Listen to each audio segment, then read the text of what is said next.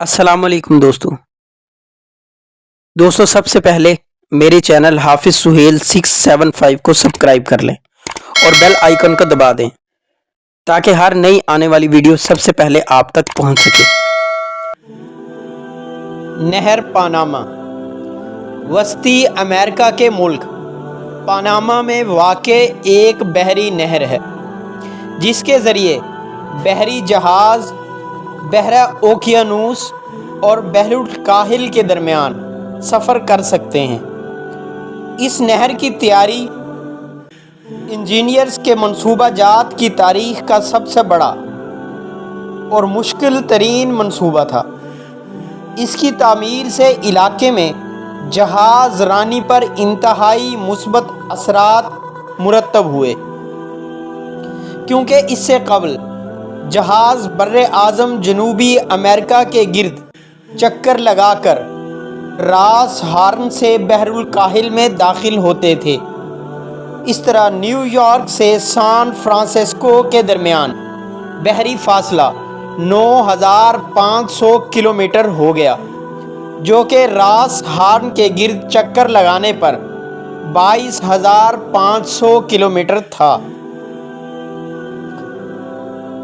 اس جگہ نہر کی تعمیر کا منصوبہ 16ویں صدی میں سامنے آیا، تاہم اس پر تعمیر کا آغاز فرانس کی زیر قیادت 1880 میں شروع ہوا۔ اس کوشش کی ناکامی کے بعد اس پر امریکہ نے کام مکمل کیا اور 1914 میں اس نہر کو کھول دیا گیا۔ 77 کلومیٹر طویل اس نہر کی تعمیر میں کئی مسائل آڑے آئے، جن میں ملیریا اور یرقان کی وبا اور زمینی تودے گرنا شامل تھے۔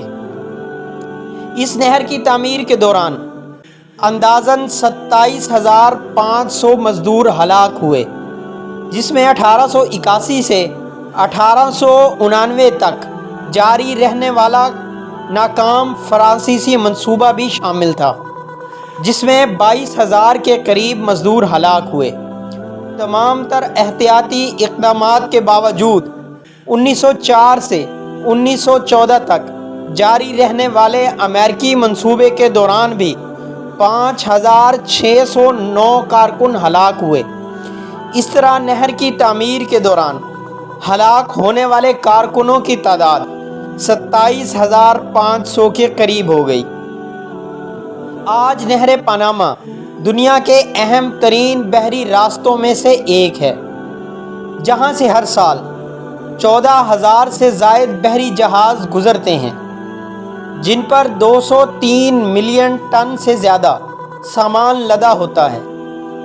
2002 تک اس نہر سے 8 لاکھ جہاز گزر چکے تھے۔ اس نہر سے گزرنے کا دورانیہ تقریباً 9 گھنٹے ہے۔ 2005 میں اس نہر سے 278.8 ملین ٹن سامان سے لدے 14011 بحری جہاز گزرے، جس سے روزانہ کا اوسط 40 بحری جہاز بنتا ہے۔ اس نہر کے دوران جھیل گیٹون کیونکہ سطح سمندر سے بلند ہے، اس لیے اس جھیل کے دونوں جانب دروازے نصب کیے گئے ہیں، جن میں پانی کو کم یا زیادہ کر کے بحری جہاز کو جھیل کی سطح پر لایا جاتا ہے۔ اس طرح جہاز جھیل عبور کر کے دوبارہ نہر اور بعد ازاں سمندر میں پہنچ جاتا ہے۔ دوستو، آج کی ہماری ویڈیو نہر پاناما کے بارے میں تھی۔ آپ میرے چینل کو سبسکرائب کر لیں اور بیل آئیکن کو دبائیں۔